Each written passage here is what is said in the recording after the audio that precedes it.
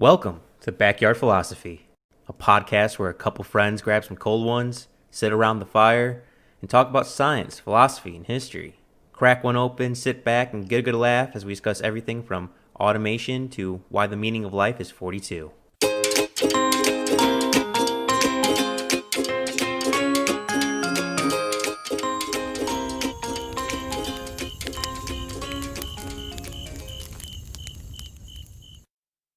What is the common ground every nation is built upon? It's in fact ground. Well, soil. No matter if you live in a representative democracy or a communist country, without soil, no one can live out any of the grand ideas we talk about. Without the soil that supports us to live and grow food, we have nothing. There's more going on in the soil than most people know, and I wanted to bring my appreciation of soil to you guys so that we can all appreciate soil and kind of have an idea of what's going on and just value it for something that I think is vastly undervalued in our society.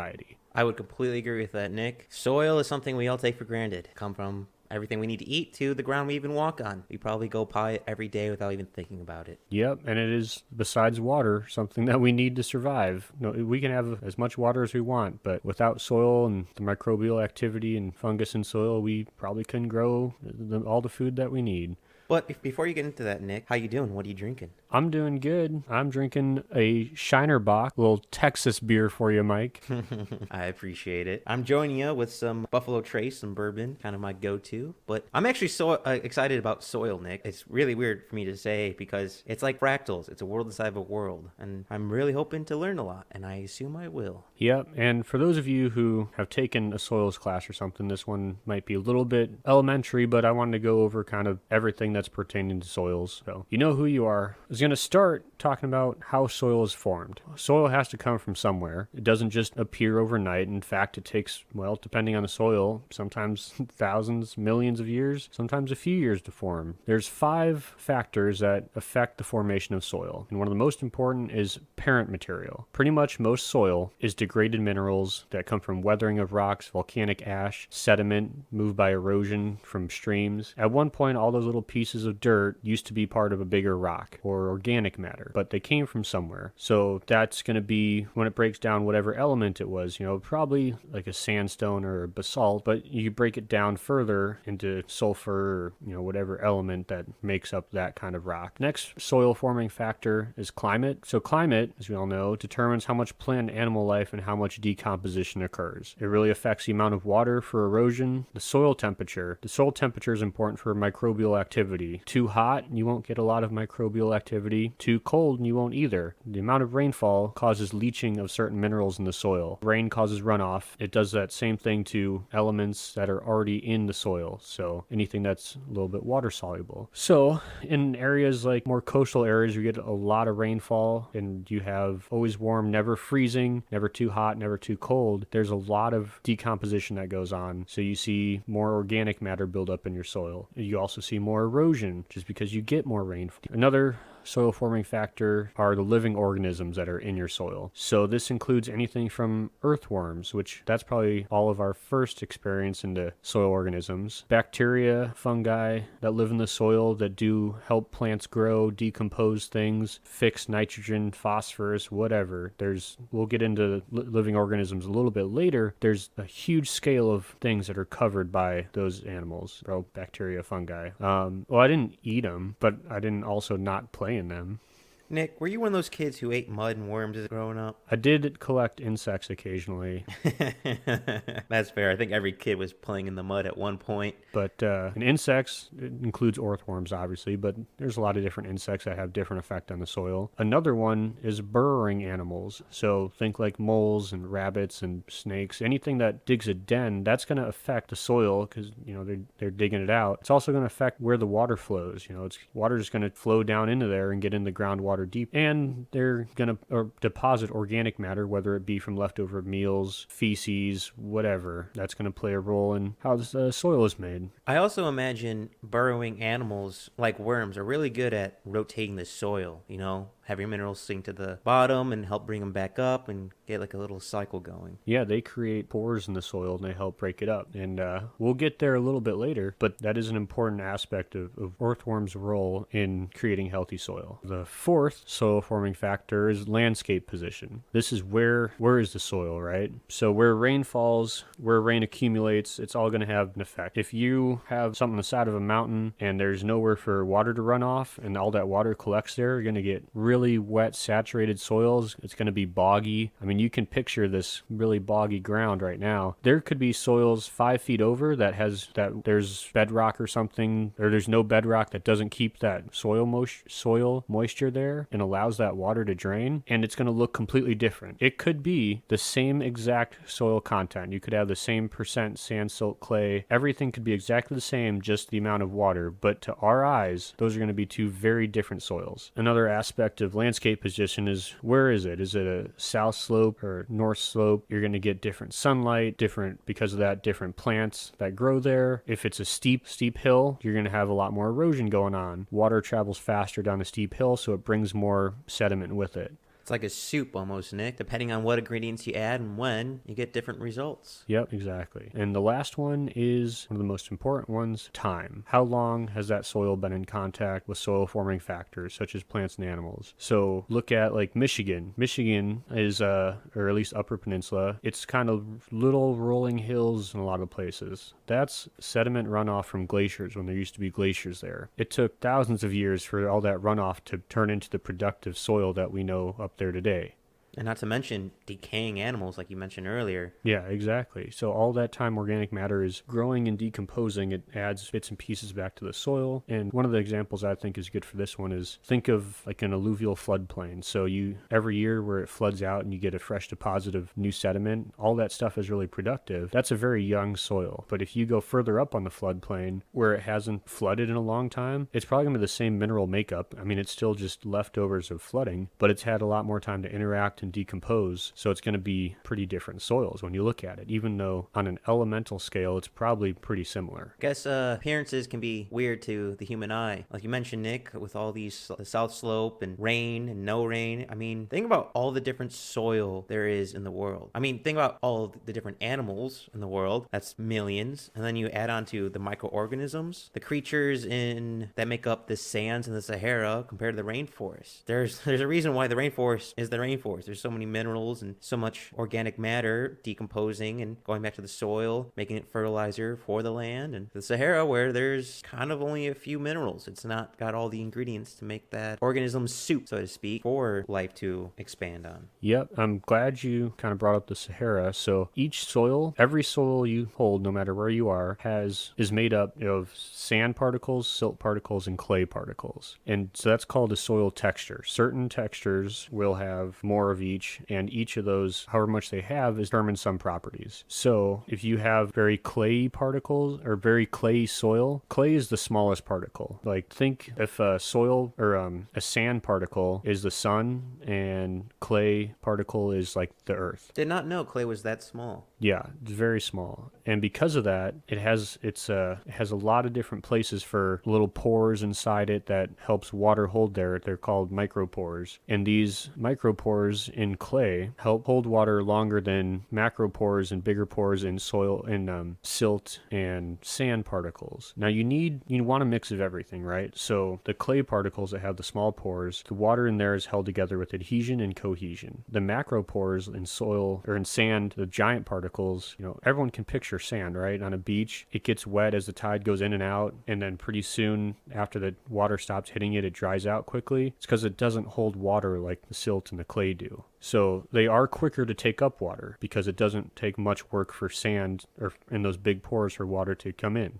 When in the smaller pores, the micropores, they kind of have to push the air out. So it takes longer for clay to bring up that water, but it's harder for them to get rid of it too. Makes sense. Water runs off a smooth surface almost compared to a porous surface. Exactly. And there's also mesopores, which are medium-sized pores. So this is important because water, one of the vital things for life, water enters the soil through precipitation, irrigation, and it leaves the soil through draining down in the groundwater, taken up by the plant roots, evaporation and transpiration from plant leaves. Different soil textures, like we said, can store and hold water longer. So soils that can hold water for a long time are going to be better for growing plants, because plants don't just need water right after it rains. Plants need a somewhat constant stream of water. But you also don't want to get too waterlogged.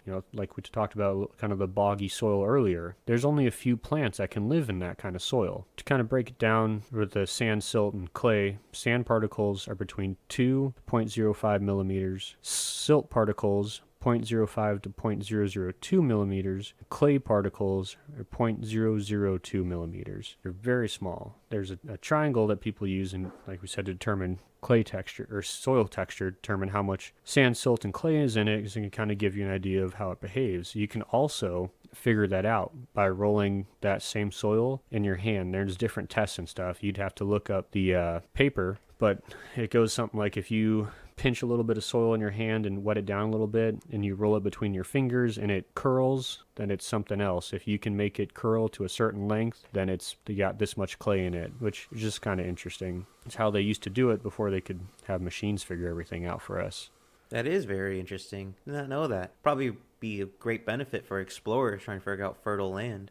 Probably. Soil texture is important because, think for a field of corn, you want it to be able to drain excess water, because plants take up most of their air, or carbon, and not carbon, but oxygen and nitrogen from the soil. So when everything's completely flooded, they can't get a hold of any of that. So soil, to give you the breakdown of what actually is soil. Soil is 45% minerals, so clay, silt, sand, gravel, stones, 25% water. This kind of depends on where you are. Obviously, soil in the Sahara is not 25% water, but this is a general statement. 25% air and 5% organic matter. That's it? 5% organic matter? Yep, living and dead organisms. And it's not, different areas are going to have more organic matter. Like, if you go over to a coastal forest where you have just a ton of organic matter, you're going to have a lot more humus and stuff on top. In agricultural fields, you may not have as much. It's all dependent, but this is a general that's kind of been accepted for, if you go anywhere in the world, this will get you pretty close to the ballpark. That really surprises me, because everything dies, and I imagine, I guess it's a balance of death and reusing the minerals and material back into surface. That number just really surprised me. Sorry. Well, soils go pretty deep too. For me personally, when I talk about a deep soil, that means I can dig down with no bedrock for like a foot or something. But that's a shallow soil in a lot of places. We just have steep slopes where you don't get a ton of dirt soil accumulation just because of how steep it is. Out of curiosity, because this is kind of a random question, what is the random soil depth? Because I imagine, is it the entire crust? Does it go down to the mantle? Like, when does soil become not soil? At bedrock. Okay. Do you happen to know what, say, the bedrock in your area is? Is it like 3 meters down or something like that? That depends if you're on the ridge top or you're down in a draw or in the field. For some, let's say a field. In a field, you could probably get like, if I had to guess, like 10, 15 feet. So and what's that in the metric system, Nick? No idea. Say you went to Southern Illinois, Mike, somewhere prairie ecosystems. There's some grasses that I can't remember exactly where they're originally from, somewhere in the Midwest. They're one of the most deep-rooting grasses. They have roots that go down 25 to 30 feet. Oh, Jesus. Just because that's where the water is. So they need to go down to get to the water because it dries up during the summer. That is amazing. I didn't even know about that. Same with, think it's an oak. It's some East Coast tree. I want to say white oak. Don't quote me on that. But they can regularly, their roots will break through bedrock to get to water. And they can go 90 feet through solid rock. They are the dandelions of the root system. Instead of breaking upwards, they break downwards. Yep. And just because I was curious, and I knew we were talking about roots, I looked up the deepest root structure, and it's a wild fig tree in Transvaal, South Africa. No idea if I said that right. Guess how far it went down, Mike? Well, there are grass roots that reach 25 feet. I imagine 50 feet for the tree? 400 feet. 400 feet? That's over a football field. Yeah. And just think of if someone's trying to pull that out of their lawn with like an excavator or something. Honey, I'm going to the sun of the earth to remove this tree. I'll be back. Yep. Yeah, you got to go where the water is, wherever minerals are. Dang. I wonder if there's a correlation of how deep the roots go compared to like lifespan of a tree versus and height of a tree. Well, generally for trees, so your crown, how far your branches go out above ground, it's generally the same for underground. Well, I imagine for that 400-foot tree, its root tree is not the same. Just distance-wise, not up and down-wise. So from the center of the tree out, different trees, it really depends on how much water and nutrients are available and where they're available at. So if you live in an area where roots don't really have to go deep to get water, you're going to have most of your roots near the surface going out, with the taproot going down for stability. If you're a tree, you need a lot of stability to keep your bole, the base of the tree, upright in all the wind and whatever else happens. And that all comes back to soil. Soil is the key. Yep. So now we're going to talk a little bit about soil horizons. So this is, imagine you're looking at a hillside and you just cut it in half, right? So now you can see the different soil depths and how they look at different depths, and it's going to change a little bit of color. It's all going to be different horizons is what they call it. I don't know if you've ever seen a soil sample, but basically you just dig a big pit, you get down in it, and you measure where the color changes, and those are your different horizons. Like sedimentary rock, like where you can see the different layers, but with soil. See, I know a little bit. Yeah, exactly. So you look at, see? Well, it's the thing. I think everyone knows a little bit about soil, but it's hard to get the big picture on soil because it's not that Like, it really doesn't affect most of our lives. Like, only 1% of the United States works in agriculture. So 99% of people, this really doesn't affect any of us. So the top horizon, the O horizon, that's the layer that we see every day. The top layer, it's got decomposing leaves, needles, decomposing animals, whatever organic debris is up there. And then in that, there's kind of layers that aren't horizons, but you have your litter. Your litter is stuff that's decomposing, just like a leaf that you can see, look at it, say that's a leaf. Then you get to duff. That's that stuff that's a little bit more broken up. So that could be, you can see like half a leaf or a stem. So you kind of know that that's a leaf, but it's not completely in shape. And then humus, and that's organic matter that's so broken down, you can recognize it as being organic matter, that it was alive at some point, but you can't tell if it used to be a leaf, used to be part of an animal. It's just not dirt. It's not soil. And not every soil has even a or littered duff layer. You generally, this is more of a forest kind of ecosystem where there's no management by man going on, that you see this stuff accumulate. Your A horizon. So this is when you're walking and you kick all that stuff, all that leaves and stuff aside, and you see the actual dirt. That's what your A horizon is. This is your topsoil surface mineral horizon, and it's going to be a little bit darker than all the other soil just because it has that organic matter effect. It's all that humus that was accumulated that's broken down into organic matter mixing with your mineral soil layer. After that, you go down another level. That's your E horizon. This is where you get your leached clay. There's no organic matter at all. So you know, your clay smaller, kind of settles down. Stuff that, if it's a water-soluble mineral, kind of leaches down to this layer. There's really not much going on in your E, B, and C horizon as much as your A and O and, I guess, E horizon a little bit. Most of your organic matter stuff is taking place in your A horizon, a little bit in the E and the O. Those are your top three. Coming down to your B horizon, this is subsurface. So there's very little organic matter, a lot of clay, and this is where most rooting zones end. So once you get past this point, you're very unlikely to find any roots that go below it, unless we're talking about some of those oddball trees that just will do anything to find water. Then you have your C horizon. This is another subsurface layer. This is your parent material, so that stuff that was decomposed to start forming your soil, weathered rock, floodplain sediment. There's not a lot of bacteria and little roots at this layer. It's very undeveloped. This is your oldest layer of soil down here. And then next is your R horizon, which is just your bedrock. You've reached the bottom. I guess Minecraft does teach us some things. You can't dig anymore past bedrock. See, there's a little truth in everything, isn't there? There really is.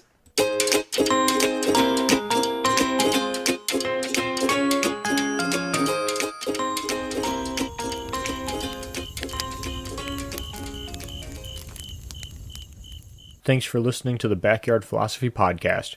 We rarely finish a podcast without missing a point we wanted to bring up, so let us know what we forgot. And if you have a topic you want us to talk about, let us know at Backyard Philosophy on Instagram